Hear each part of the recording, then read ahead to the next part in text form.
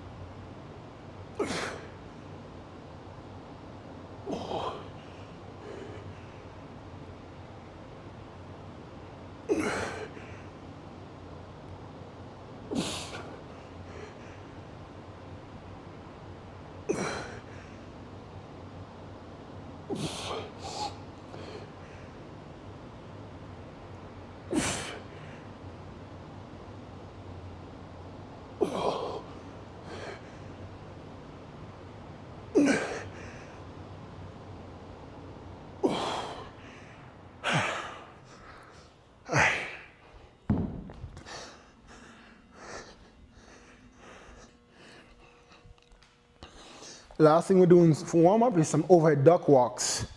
And this is great for warming up the ankle further, getting those joints nice and lubricated, and also for hip mobility as well too.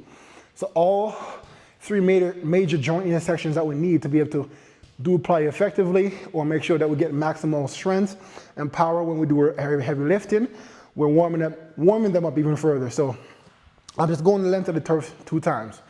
And I'm using the formula overhead to make sure my core stays engaged the whole time. So what I'm thinking about doing with the formula overhead is to reinforce T-spine stability to make sure that my core stays engaged the whole time. So as I'm doing a duck walk, I'm thinking about smashing the formula together. What it's gonna help me, it's gonna help do, it's gonna help completely take my upper body out of the movement so I can only focus on using my body for my core down. Because typically with movements like these, we overcompensate with our upper body, but we're trying to completely isolate the lower body, all right? So, gonna be right here.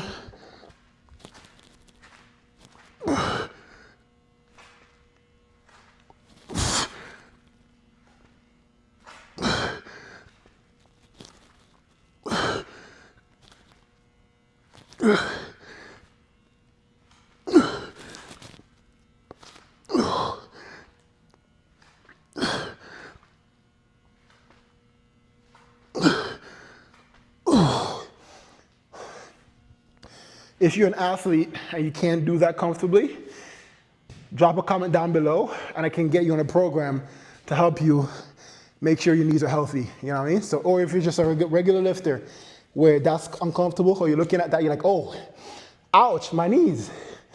Drop a comment down below and I can get you on a proper program to help get rid of your knee pain. All right, so I'm gonna do one more set, just like that, just going back.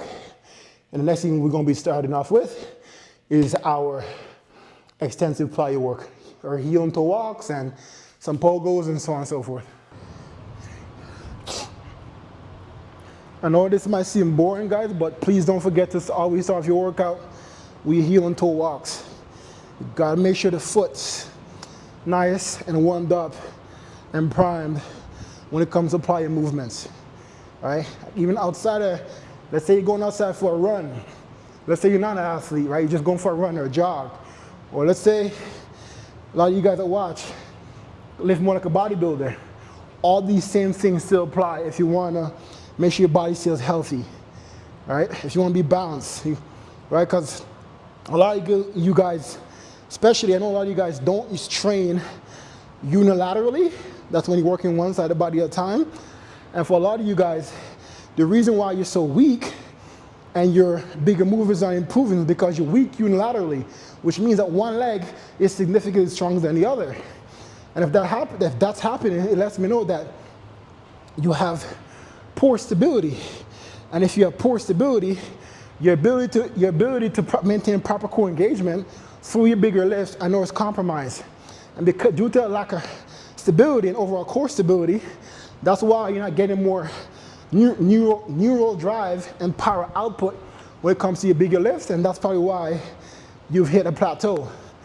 So yeah, prioritize warming up properly, prioritize movements like these to get that nervous system working as effectively as possible before you get into your bigger lifts. You'll be much stronger.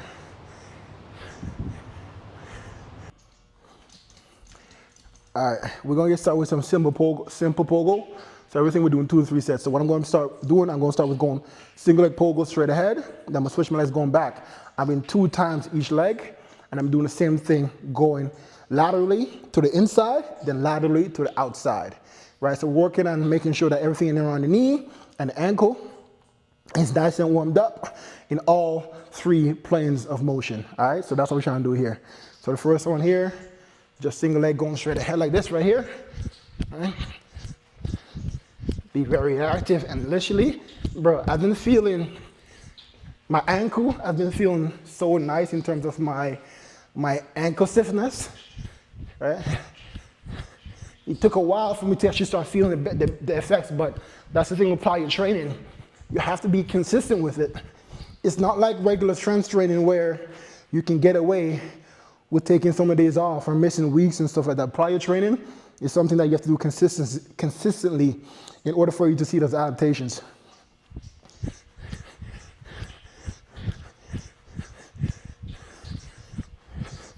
So yeah, I'm going inside this way, the inside going back, then outside. And I'm repeating the same thing twice, but I'm only showing you guys once because, again, you guys should get the idea.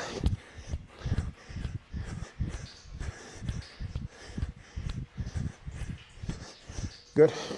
Now I'm going to switch back to this leg and go do it to the outside like this.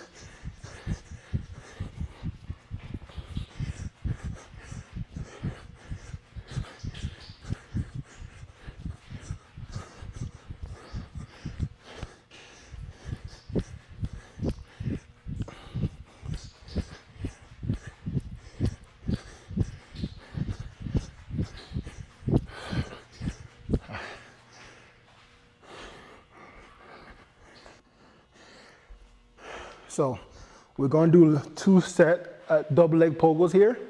So we're going there and back. We're going to do 2 sets like that. So I'm going there forward and on the way backwards, all right? And this is where coordination is important as well too.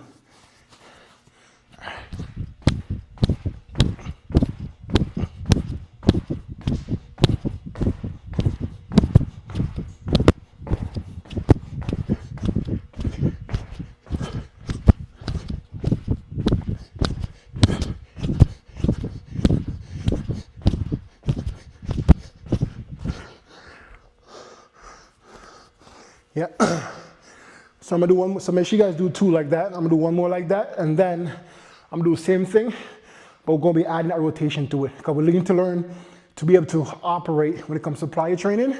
We need to be able to move in that transverse plane.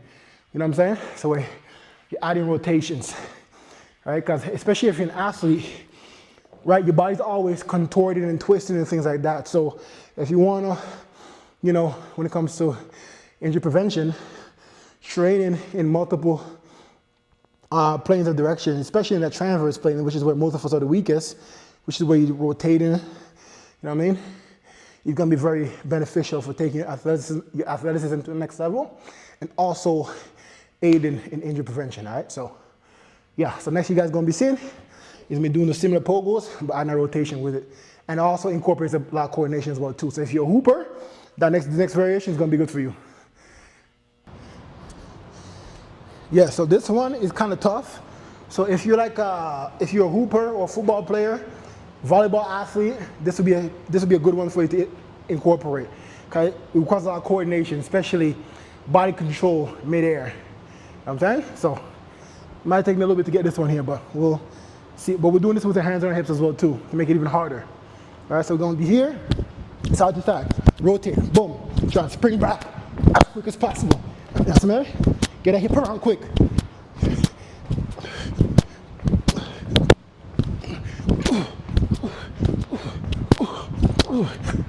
Yeah, just like that. These you need to rest between each set because these takes a little bit more out of you.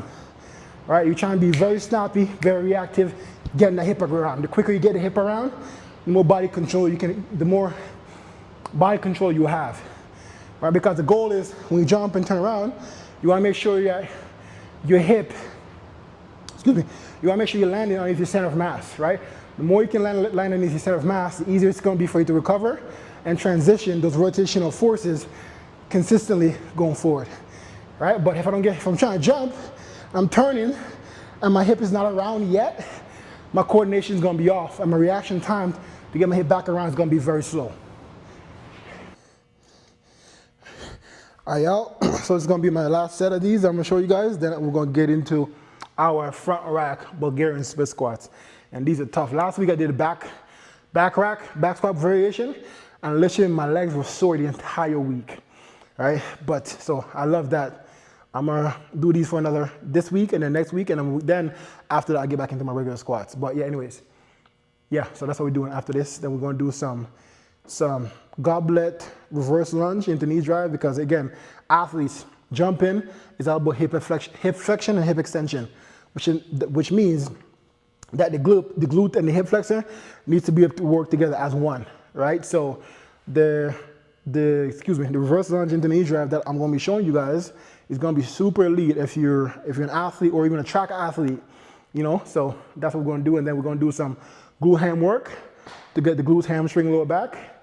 And then we're gonna finish off with another movement, another supine variation on your back to work that hip flexor. It's a little bit further, and then that's gonna wrap it up.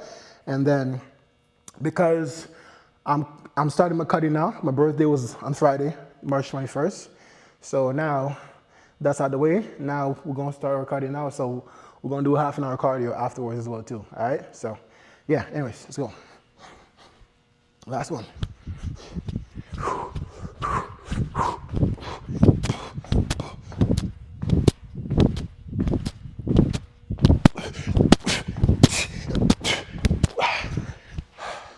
All right, that's good.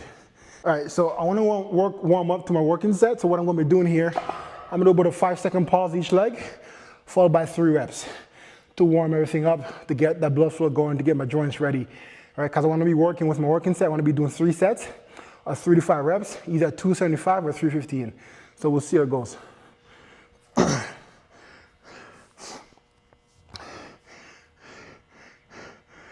And we're doing the zombie rack position to kind of get that core again primed as well too.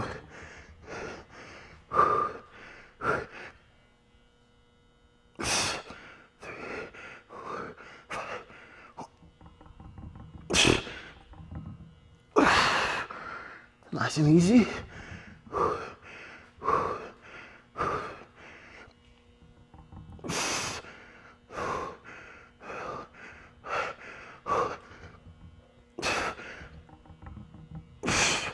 Good. Now, let's throw 2 plates on, and then I think that should be good for my last warm-up.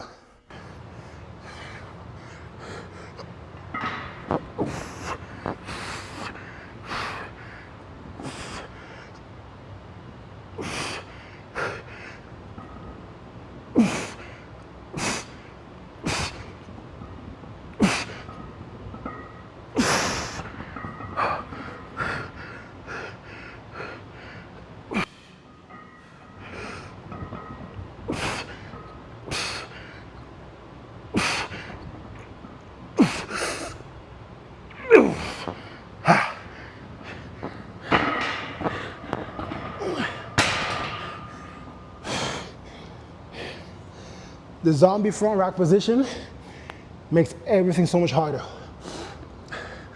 I'll make a video at some point why that's beneficial, but the main reason why is help. If you're trying to improve your squat technique, the zombie front rack position is a great way to start off if you're a beginner. I will say, I'm gonna do 275 first for the first set, because that felt hard. And then I'll try to go 315 on the last 2 sets. Remember, we're doing 3 to 5 reps.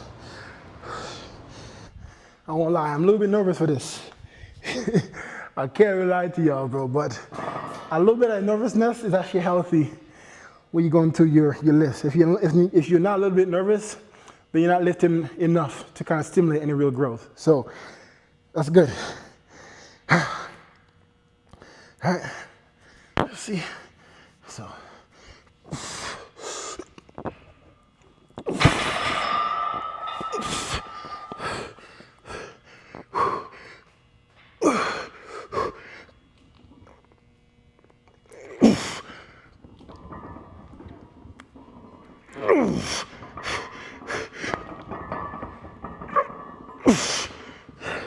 I went a bit low on the second one.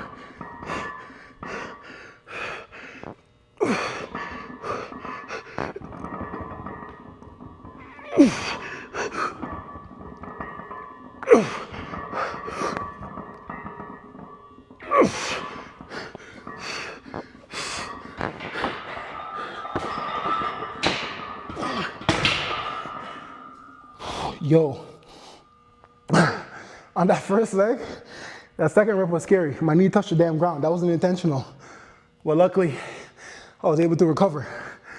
Damn. I might stick here for another set. So, instead of going 3 plates, I'm gonna stay here. I'm gonna shoot to 5. Damn. Try to add a little bit of pause rep in there as well too, on the first leg, but on the second leg, boy, yo, this is next level, bro. Everything about this movement is elite. Because if you guys already know, Bulgarian split squats on their own is already a pain in the you know what. And then on top of doing it in a front rack position as well too, and going heavy, we focus on maximal strength, bro, this is not meant for the mentally weak. And if you're an athlete, again, you're trying to improve your speed, your power, your explosiveness, your vertical, this is the type of lift, this type of workout, save this one, trust me. All right, that's the last I'm gonna show you guys. Next thing you're gonna see me do is those reverse lunge into knee drag. And instead of doing a goblet position, I'm gonna just go really heavy here. I'm gonna grab 2 dumbbells, 200-pound dumbbells, and we're just gonna try and do 2 sets of 5. You notice the rep range is low, but heavy.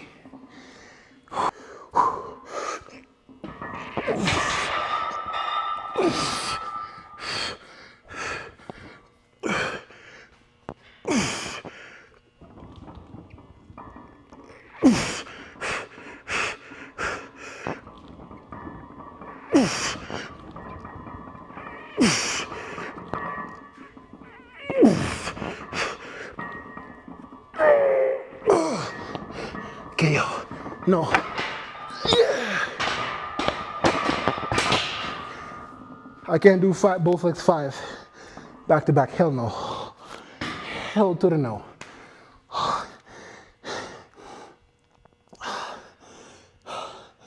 Oh my God. Yo.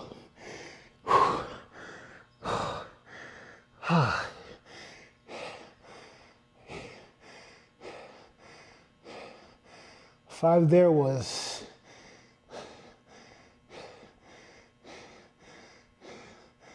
not forgiven.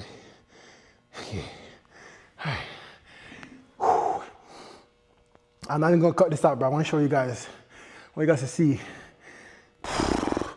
the sheer pain of this, bro.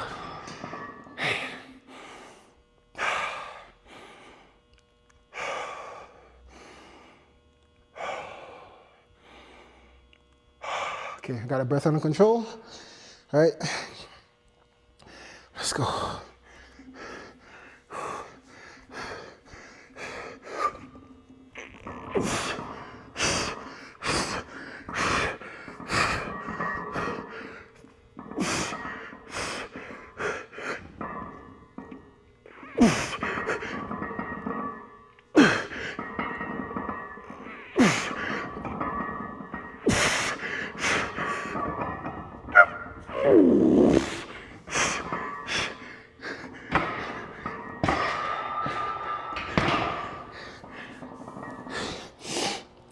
See, another reason why I like this, just in general, is one of the most common things you'll see when people mostly do Bulgarians is that when they start getting into those struggle reps, when they go up and down, when they're there, the last one, you see a hip shift going on where they're down here, trying to come up, and the butt rocks back like this. And then the lower back takes over. Now you're almost doing like a good you start to put yourself in more of a good morning or ideal position. So the emphasis switch from the glutes and hammies to a little bit more in the lower back, and you can put a lot of stress on your SI joint. So this area of your back right here. So if you're someone that when you do regular Bulgarians, your lower back right here flare up, that's why. And one of the ways to help fix that is when you do your Bulgarians, use a dumbbell, do it in the goblet position, or do it in the front rack position like I'm doing right here.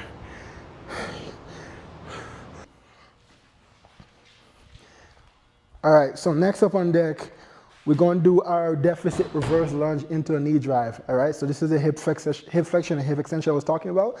So if you have weak hip flexors, this is a great variation to do, right? So while we're working the glute on one side, we're working hip flexion on one side. So it's a great way to, again, to improve this action right here. Because when you jump it, when you're running and jumping, the more efficient this movement can be, the more power you're going to be able to produce. So we use some heavy dumbbells here. All right, so we're going to use my wraps. And these suck, so.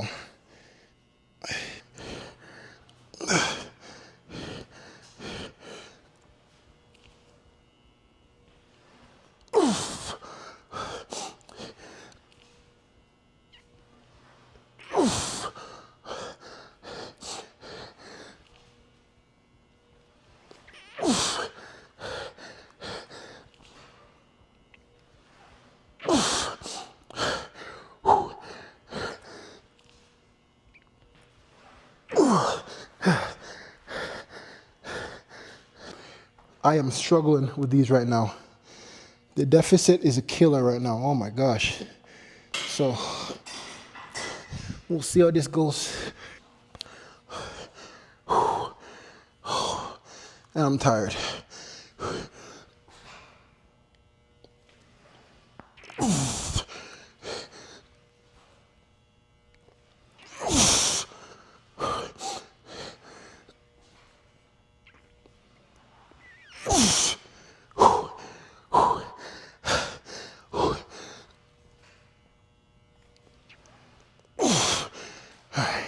I only got 4 on the first set, so I only did 4 on this one. So I have better, so this is why these is also great to the unilateral work, because you can tell the differences. So I have better stability on this leg, right? When I'm stabilizing on this leg, and more efficient hip flexion. But on this leg, right, when right leg's forward, I have poor stability on this leg and also poor hip flexion on this leg. So that's a huge issue. So that's why doing this movement like this right here and training unilaterally is great, because a lot of the deficiencies that we have, we always get confused in terms of how to kind of break through. But I find that going back and doing movements, more functional movement that challenge your proprioception that proprioceptive feedback, you know, stability, coordination, and you know, all those things. Those are three, I think, three main components to improve that nervous system, therefore improving the effectiveness and efficiency in which you get muscle fiber, recruitment and force production, right? So, yeah. I'm gonna show you guys one more set, then we'll get into a glute ham, and then we'll finish off with some loaded walk-in calf raises, then that's it. All right. So let's hope this right leg get better. This is the last leg I'm gonna show you guys.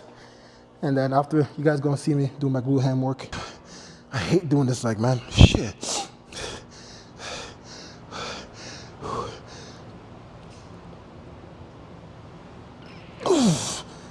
There we go.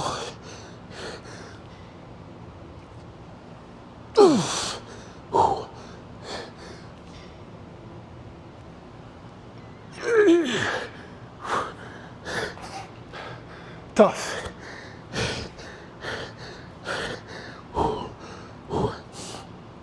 One more.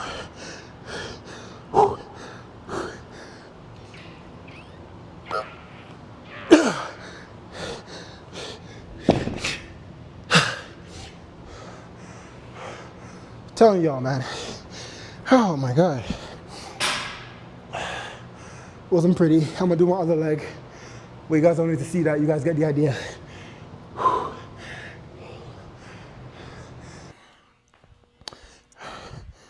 right, we're going to get some glute ham work here. And this, I love this. This hits the hamstring so well. I'm gonna try and do 3 sets, have 8 to 10 reps. All right.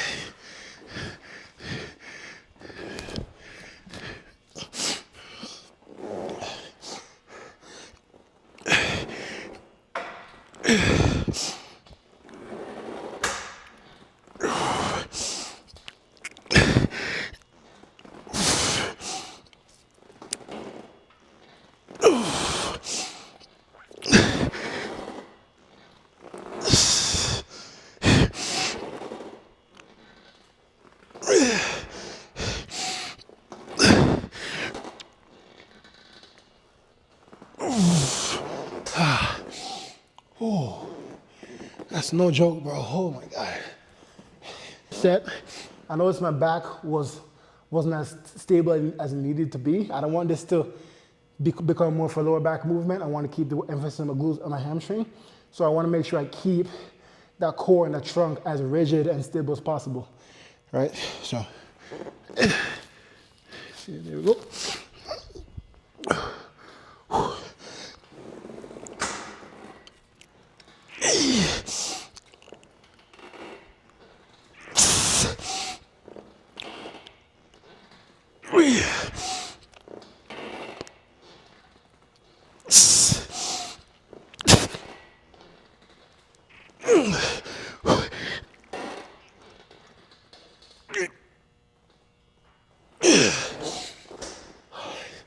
I couldn't get 8.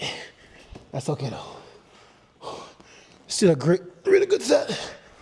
Last thing you guys will see is my loaded toe walks to hit the calf. All right, and then that's gonna be it. This was a long workout. This workout took me 2 hours. But if I wasn't filming, it would be about, I could be done this workout in about 1 hour 30. All right, guys. We'll finish this workout off with a loaded toe walks, and we got 4 of these. All right.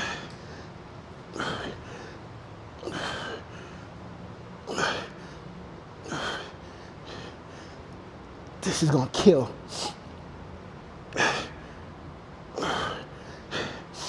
Backwards.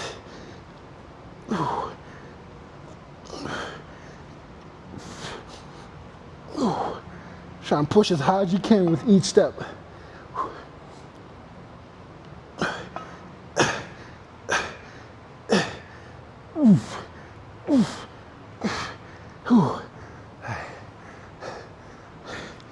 So that's it. If you made it this far through the workout, make sure you subscribe and share this workout. Make sure you drop a comment down below. And I appreciate you guys so much, man. I'll see you guys tomorrow for chest day. We out.